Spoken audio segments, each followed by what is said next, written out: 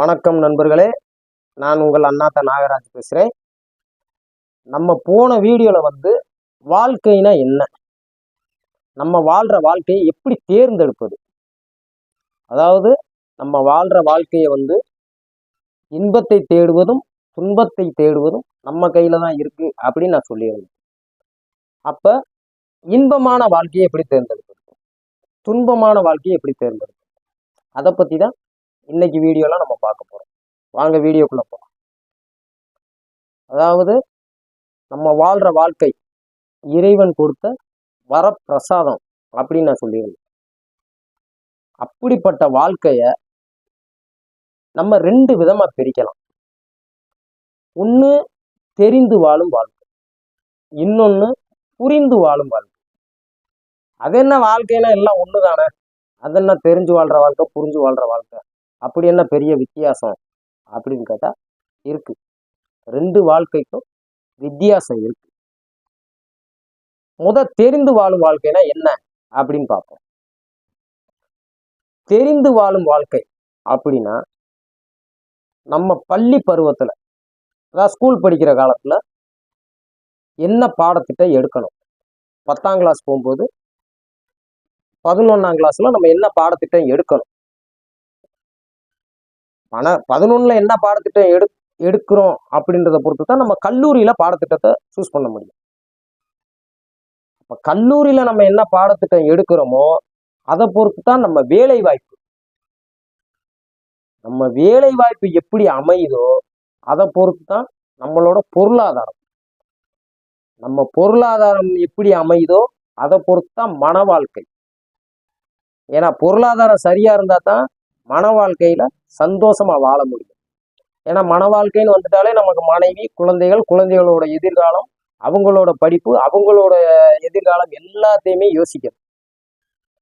அப்ப நம்ம பிள்ளைங்களோட எதிர்காலத்தை யோசிக்கிற நம்ம படிக்கிற காலத்துல இருந்தே யோசிச்சா தான் அதை திறன்பட செயல்பட முடியும். இதையெல்லாம் யோசிச்சு ஆரம்பத்துல இருந்து சரியான விதத்துல சிந்தனை பண்ணி வாழ்க்கையை சரியான பாதையில கொண்டு போய் வேலை வாய்ப்பு மன வாழ்க்கைன்னு சரியான வாழ்க்கையை அமைச்சுக்கிறதா தெரிந்து வாழும் வாழ்க்கை. சரி, புரிந்து வாழும் வாழ்க்கைன்னா என்ன?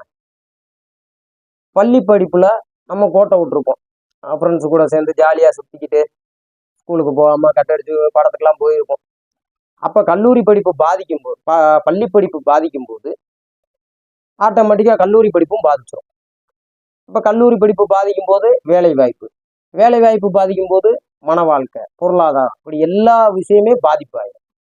பெரிய பாதிப்பா அப்படிங்கிற அப்படிலாம் இருக்க, சின்ன சின்ன பாதிப்பா இருக்கும். சரியான வேலைக்கு போக முடியாது, பொருளாதாரம் கொஞ்சம் மங்கிடும். அதுக்கப்புறம் நம்ம கல்யாணத்துக்கு அப்புறம் மனைவி ஆயிட்டாங்க, குழந்தை ஆயிட்டாங்க, இனி நம்ம ஒரு சரியான வேலை வாய்ப்புல போய் குடும்பத்தை காப்பாற்றணும் அப்படின்னு கிடைக்கிற வேலைக்கு போய் கிடைக்கிற வருமானத்துல குடும்பத்தை காப்பாற்றுறத புரிந்து வாழும் வாழ்க்கை.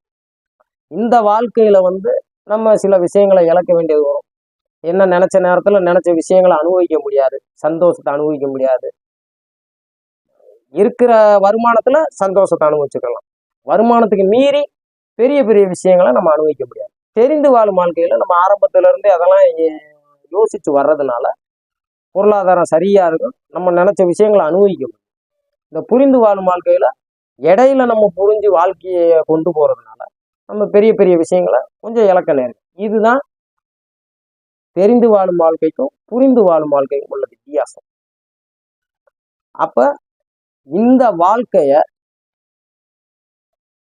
எப்படி தேர்ந்தெடுக்கிறோமோ அதை பொறுத்து தான் நம்ம வாழ்க்கை சரியான பாதையை நோக்கி போகும்.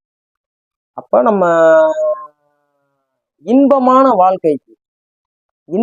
வாழ்க்கையை வாழ நம்ம வாழ்க்கையில எதை வச்சுக்கிறோம், துன்பமான வாழ்க்கைகளை இருந்து தப்பிக்க எதை இழக்கணும் அப்படின்றத பத்தி அடுத்த வீடியோல பார்ப்போம்.